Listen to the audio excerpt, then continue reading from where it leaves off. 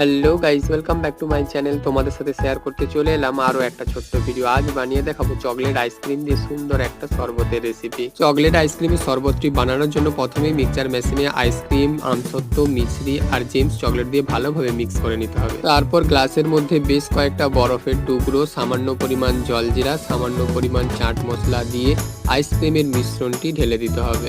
এরপর সমস্ত উপকরণটি ভালোভাবে গুলে নিলেই তৈরি হয়ে যাবে আইসক্রিমের শরবতটি। আমি গ্লাসটিকে সাজানোর জন্য ওপর থেকে বেশ কয়েকটা বরফের টুকরো, আমসত্ত্বের টুকরো আর জেমস চকলেট দিয়ে ভালোভাবে সাজিয়ে গ্রীষ্মের দুপুরে এই আইসক্রিমের শরবতটি উপভোগ করেছিলাম। তোমরাও চাইলে এই সুন্দর চকলেট আইসক্রিমের শরবত রেসিপিটি বাড়িতে ট্রাই করতে পারো। যদি ভিডিওটা ভালো লাগে চ্যানেলটিকে সাবস্ক্রাইব করে পাশে থাকতে ভুলো না।